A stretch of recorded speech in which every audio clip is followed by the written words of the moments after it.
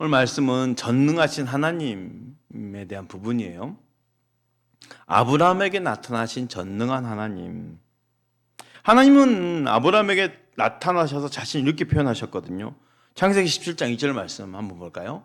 아브라함이 99세 때 여호와께서 아브라함에게 나타나사 그에게 이르시되 나는 전능한 하나님이라. 넌 내 앞에서 행하여 완전하라요. 오늘 말씀의 핵심은 하나님이 자신 스스로 전능한 하나님이다 라고 말씀하셨던 이 부분입니다. 성경에는 곳곳에 전능한 하나님이란 표현이 많이 있어요. 강조되고 있어요. 여러분, 전능하다라는 뜻의 의미를 아시겠죠? 전능하다라는 뜻이 그냥 우리가 일반적으로 듣기에도 어떤 뜻입니까? 못하는 게 없다라는 거죠. 완전한 그런데 이 전능한이라는 말은요, 그러면은 누구만이 쓸 수 있다는 말일까요? 오직 하나님만이 사용할 수 있는 말이에요. 그렇잖아요. 그 어떤 존재도 이 전능하다라는 말을 사용할 수가 없어요. 하나님 외에 감히 누가 나는 전능하다라고 할 수 있겠습니까? 그 예수님도 하나님을 이렇게 소개하셨어요. 마태복음 19장 26절 말씀. 예수께서 그들을 보시며 이르시되 사람으로는 할 수 없을 때 다 따라서 할까요? 하나님으로서는 다 하실 수 있느니라. 다 하실 수 있다란 이 말이 다 담겨져 있는 게 뭡니까? 전능한 하나님이다라는 거죠. 전능자 되신 하나님을 히브리어로 엘샤다이라고 합니다. 엘샤다이. 전능자 하나님을 소개하면, 자, 우리 삶 속에 만약에 내가 삶에 공고함이 있어요. 지쳤어요. 뭔가 일이 이루어지지 않아요. 난 신앙생활 하고 있는데, 믿음생활 하고 있는데 왜 내 환경은 너무 어렵고 질병도 고쳐지지 않고 문제도 풀어지지 않고 삶은 더 공고해지고 교회도 나가고 싶지 않고 믿음이 떨어지고 그런단 말입니다. 그러면 그런 분들에게 나는 전능한 하나님이다 라고 하나님이 나는 너의 전능한 하나님이야 라고 말하면 그게 마음에 와닿아질까요? 와닿지 않을까요? 와닿지 않겠죠. 와닿지 않을 거예요. 난 삶이 너무 공고한데 하나님은 난 전능한 하나님이야 라고 말하면 그럼 우리 속으로 뭐라고 하겠어요? 아니 전능한 하나님인데 왜 나에게는 그렇게 해주지 않습니까? 내 삶은 왜 그렇습니까? 라고 하시긴 하겠죠. 근데 보세요. 전능자 하나님, 이 엘샤다이 하나님이 구약 성경에 55번이 기록이 됐어요. 그런데 가장 많이 기록된 성경 어딘지 아십니까? 욥기입니다. 욥기에 엘샤다이 하나님이라고 가장 많이 기록됐다는 거예요. 그러면은 욥에게 나는 전능한 하나님이다라고 말씀하시는데 욥의 인생을 생각해 보세요. 완전히 망가진 인생이잖아요. 다 빼앗긴 인생이잖아요. 누가 봐도 하나님이 없다라고 말할 수 있는 인생이잖아요. 그런데 하나님은 욥에게 어떤 하나님이라고 말합니까? 나는 전능한 하나님이다 라고 말하는 거예요. 그럼 보세요. 욥에게 하나님은 다른 하나님으로 묘사하실 수 있는데 전능한 하나님이라고 말씀하시는 그 이유 뭘까요? 너는 지금 이 환경이라 할지라도 나 전능한 하나님을 믿어야 돼, 이거거든요. 그러니까 환경의 회복으로 인해서 하나님이 전능한 하나님이 아니라 절박한 가운데서도 믿어지는 하나님, 내 절박한 가운데 엘샤다이 하나님, 전능한 하나님이 지금 믿어져야 된다는 거예요. 그래서 욥의 회복은 환경의 회복이 아니라 하나님에 대한 회복이 일어나야 되기를 바랬던 거예요. 사실 내 삶 가운데서도 마찬가지입니다. 그리 아니하실지라도 하나님은 나에게 전능한 분이십니다. 이런 고백이 있어야 돼요. 왜? 하나님 우리에게 너 환경이 회복돼야 돼가 아니라 너 하나님이 너에게서 먼저 회복돼야 돼. 이걸 원하고 계시거든요. 모든 가능성이 없는 가운데 아브라함에게 나타나신 하나님이 뭐라고 하십니까? 나는 전능한 하나님이다 라고 말씀하신 거예요. 그 하나님이 오늘 저와 여러분의 전능한 하나님이시기를 원하시는 것입니다. 내 환경과 상관없이 그래서 우리는 고백할 수 있어야 돼요. 그리 아니하실지라도 하나님은 나에게 전능하신 분이십니다. 나에게 뿐만 아니라 내 모든 환경과 상관없이 하나님은 전능하십니다. 욥에게 그러하셨듯이 우리 형편과 관계없이 나에게 있어 하나님이 전능자 되신다는 것을 여러분 믿으시길 바랍니다. 전능자 되신 하나님이 아브라함에게 나타나실 나이가 아브라함이 99세 때였어요. 99세면 지금 이스마엘을 낳고 14년 만이거든요. 그러니까 이스마엘 이후에 침묵하셨던 하나님이에요. 그 하나님이 99세 된 이 아브라함에게 찾아와서 만나주신 거예요. 그러면 아브라함이 99세가 되었다는 말 가운데 느낄 수 있는 게 뭡니까? 모든 가능성이 없어졌다. 사라졌다. 인간에게 남은 가능성이 하나도 없다. 자기에게 지금 주신 그 약속에 대한 모든 믿음도 다 놓아버릴 때다. 아브라함에게 내년 이맘때 아들이 있으리라는 하나님의 약속 앞에 사실 그 약속이 그 말씀이 내게 무슨 즐거움이 되겠느냐 하면서 믿음을 놓아버렸을 때예요. 사실 창세기 18장 11절 12절 아브라함과 사라 나이가 많아 늙었고 사라에게 여성의 생리가 끊어졌는지라 사라가 서로 웃고 이르되 내가 노쇠하였고 내 주인도 늙었으니 내게 무슨 즐거움이 있으리요. 내년 이맘때 내가 아들이 있으리라 그 말이 그 약속의 말이 지금 무슨 의미가 있겠냐는 거야. 아무 그 믿음이 놓아버릴 때 이거 불가능하다는 거죠. 모든 기대, 소망, 가능성 사라졌을 때 하나님이 찾아와 만나주셨는데 그 하나님이 자기를 어떻게 소개하십니까? 나는 전능한 하나님이라 라고 소개하는 거예요. 창세기 17장 1절 말씀 우리 다 같이 다시 한번 읽어볼까? 시작!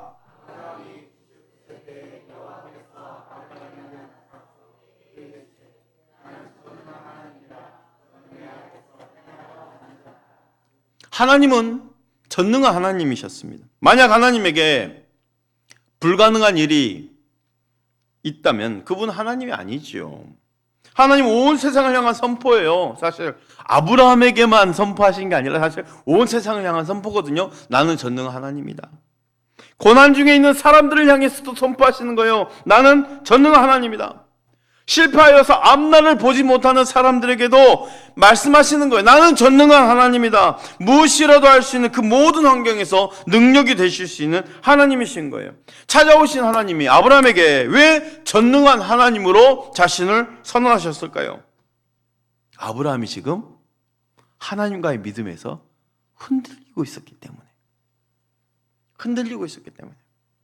물론 아브라함이 하나님은 완전히 내가 모른다라고 지금 말하는 상황도 아닙니다. 믿지 않는 것도 아니죠. 아브라함에게 분명한 신앙적인 체험이 있어요. 갈대 우르에서 자신을 불러내신 하나님도 경험했어요. 언약을 주신 하나님도 경험했어요. 전쟁을 이기게 하신 하나님도 경험했어요. 멜기세덱이라는 하나님의 제사장 곧 예수 그리스도를 경험하기도 했어요. 그럼에도 지금 형편에서 아브라함에게 하나님은 전능한 하나님이실 수 없었어요. 99세. 이제 모든 가능성, 믿음 다 놓아버렸기 때문에. 모든 것이 끝나버렸다고 생각하는 아브라함에게 하나님은 그래 하나님이시긴 하지만 이제 전능한 하나님으로 믿어지지 않았던 거예요. 아들을 주시겠다고 약속을 하셨지만 지금의 환경에서는 아무것도 해주시지 않았기에 그 하나님에 대한 믿음이 지금 흔들리고 있는 거예요. 여러분의 하나님 어떤 하나님이십니까? 하나님을 내가 믿긴 하지만 그래 교회에 다니면서 신앙생활 하긴 하지만 그 하나님이 무엇인가를 해주시기도 하지만 해주지 못한 일도 있을 것이다 라고 여기시나요?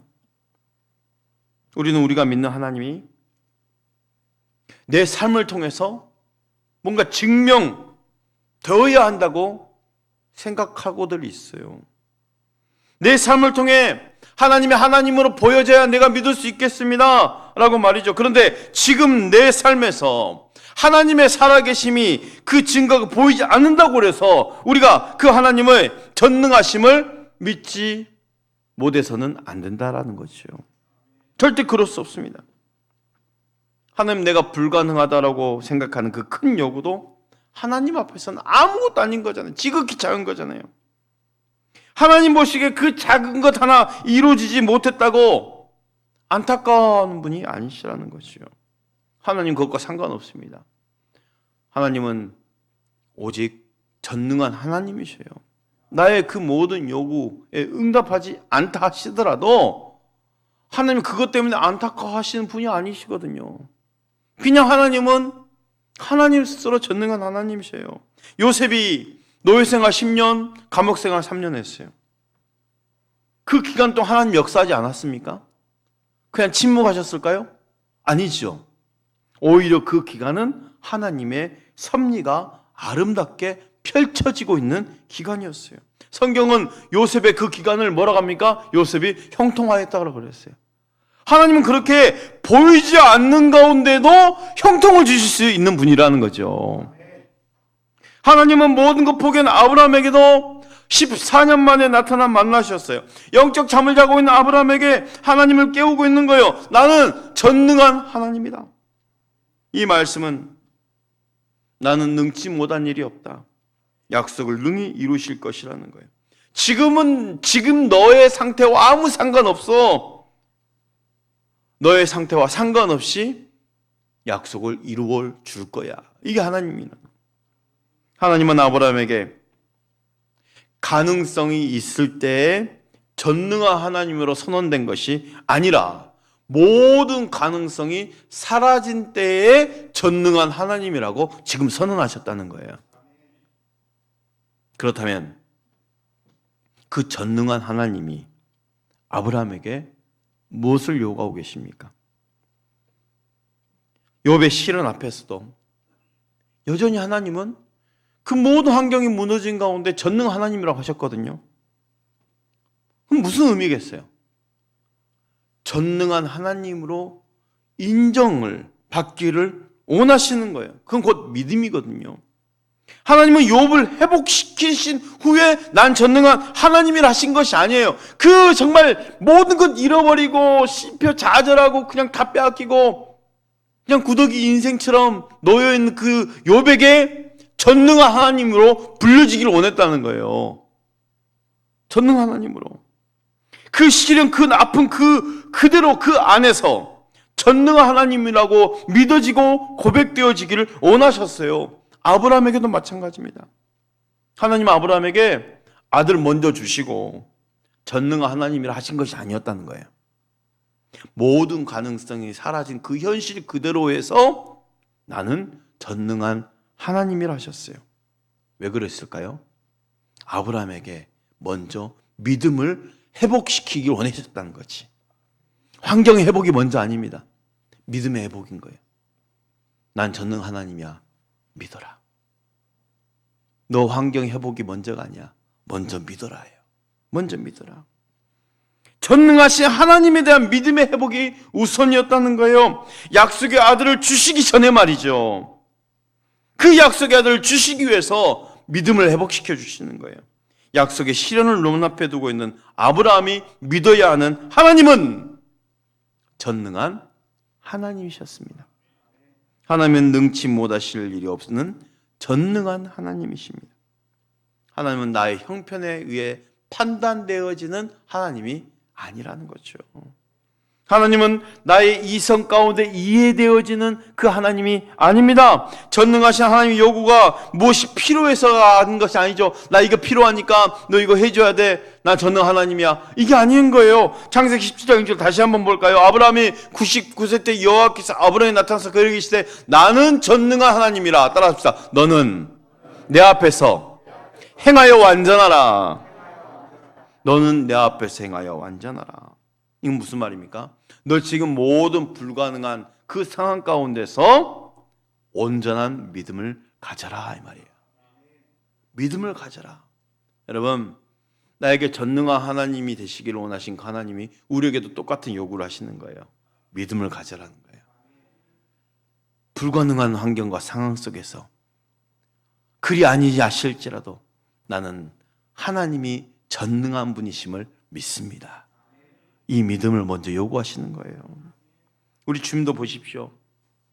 죽어있는 나사로의 무덤에 가서 뭘 원하셨습니까? 그 마리아 마르다에게 믿음을 요구하셨어요. 믿음을 요구하셨어요. 환경을 먼저 바꿔주신 게 아닙니다. 먼저 믿음을 요구하셨어요. 내가 이것을 믿느냐 그랬어요. 나는 부활이요 생명이니 나를 믿는 자는 죽어서 살겠고 무릇 살아서 믿는 자는 영원히 죽지 아니하니 내가 이것을 믿느냐. 먼저 믿음을 요구하셨어요. 죽어있는 그 무덤 앞에서 말이죠. 그리고는 무덤을 열어라 그래요. 여러분, 환경 회복이 먼저 아닙니다. 믿음 회복이 먼저예요. 전능 하나님을 믿는 믿음이 먼저입니다. 그래서 완전한 믿음이길 원하시는 거예요. 내 앞에서 행하여 완전하라. 완전한 믿음을 요구하시는 거예요. 여러분, 완전한 믿음을 어떻게 얻을 수 있을까요? 내가 믿습니다 하면은 완전한 믿음입니까?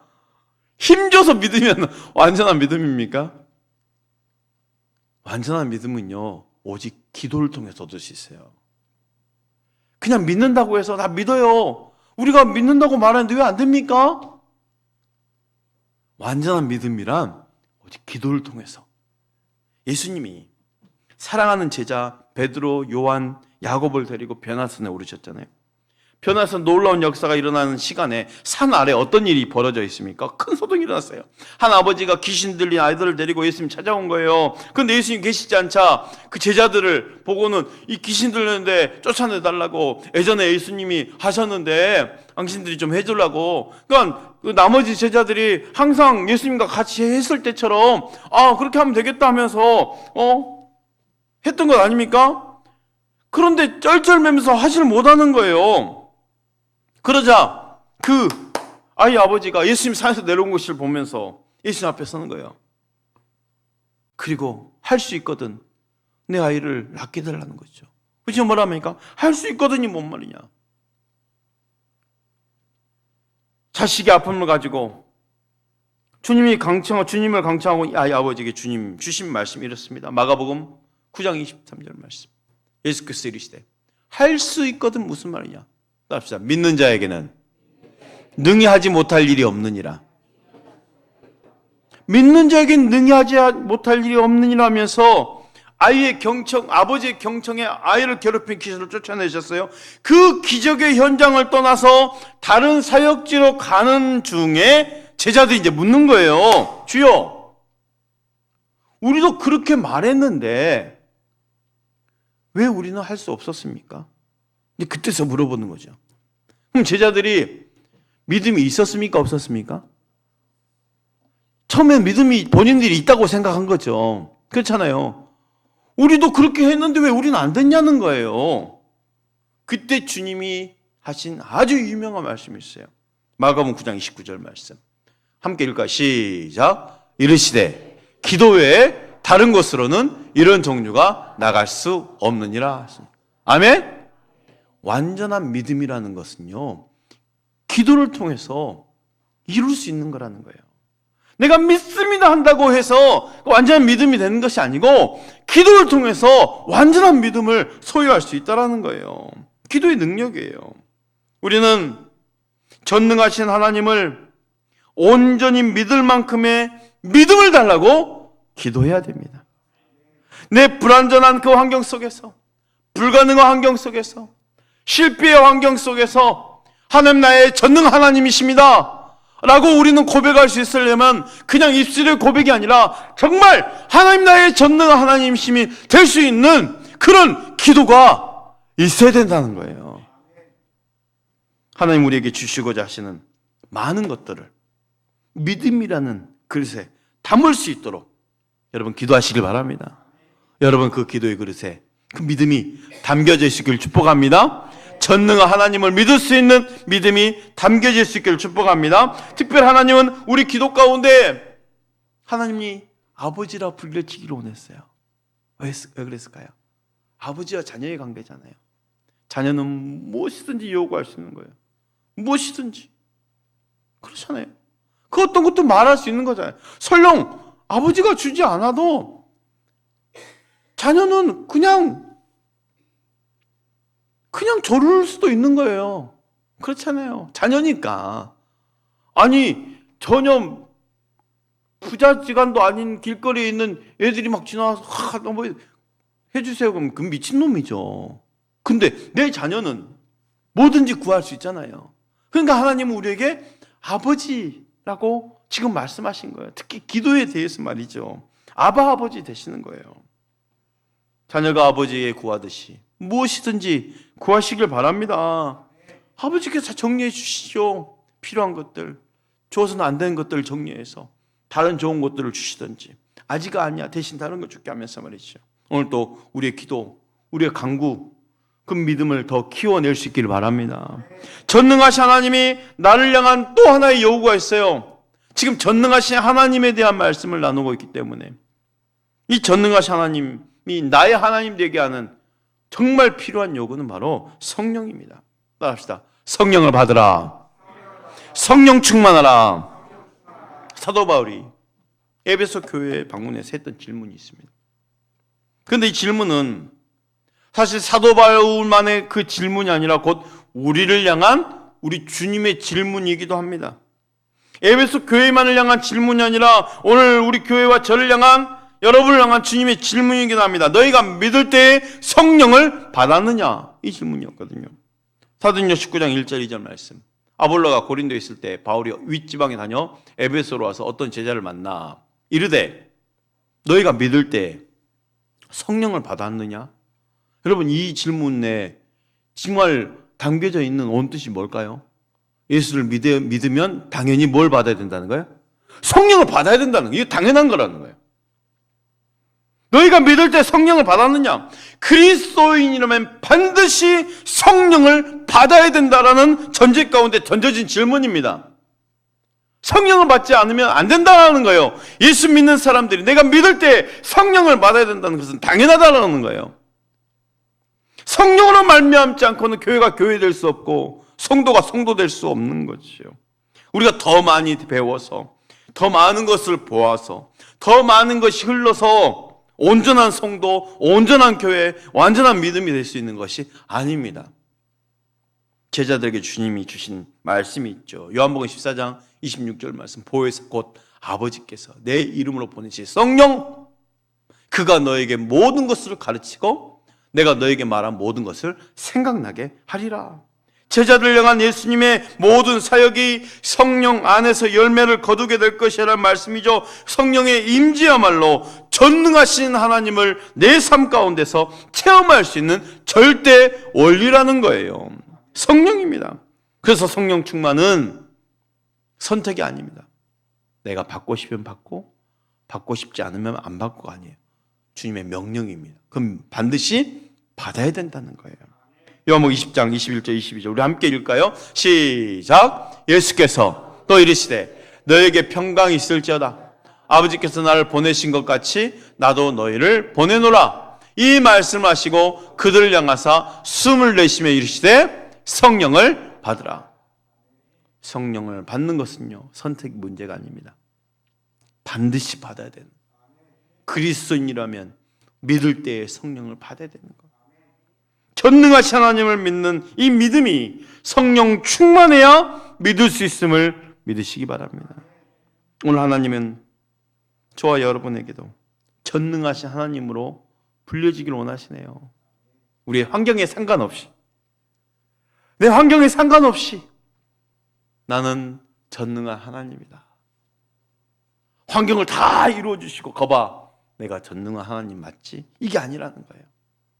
먼저 믿음을 요구하시는 거예요. 전능한 하나님을 믿음을 요구하시는 거예요.